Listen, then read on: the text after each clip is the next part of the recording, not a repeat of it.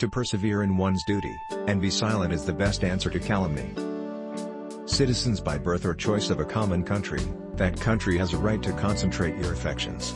The name of American, which belongs to you, in your national capacity, must always exalt the just pride of patriotism, more than any appellation derived from local discriminations.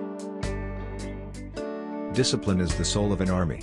It makes small numbers formidable, procures success to the weak, and esteem to all. We should not look back unless it is to derive useful lessons from past errors, and for the purpose of profiting by dearly bought experience. There is nothing so likely to produce peace as to be well prepared to meet the enemy. Be not glad at the misfortune of another, though he may be your enemy. Promote, then, as an object of primary importance, institutions for the general diffusion of knowledge. In proportion as the structure of a government gives force to public opinion, it is essential that public opinion should be enlightened. No punishment, in my opinion, is too great for the man who can build his greatness upon his country's ruin.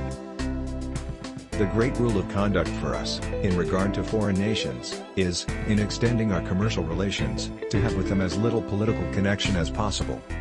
I hold the maxim no less applicable to public than to private affairs, that honesty is always the best policy. If to please the people, we offer what we ourselves disapprove, how can we afterwards defend our work? Let us raise a standard to which the wise and honest can repair. The rest is in the hands of God. Overgrown military establishments, which, under any form of government, are inauspicious to liberty, and which are to be regarded as particularly hostile to republican liberty.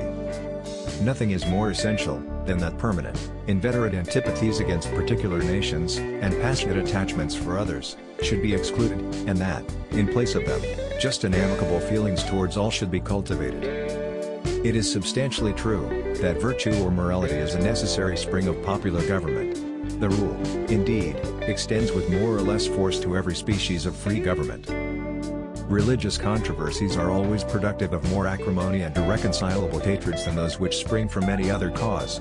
I had hoped that liberal and enlightened thought would have reconciled the Christians so that their religious fights would not endanger the peace of society.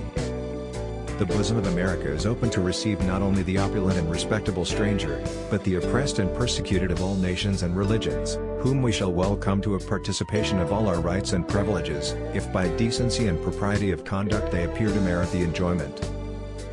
Anything will give up its secrets if you love it enough.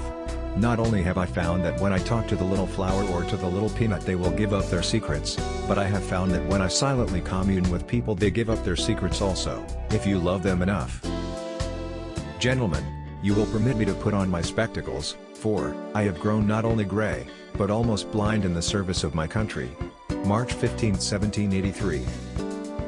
It is absolutely necessary for me to have persons that can think for me, as well as execute orders.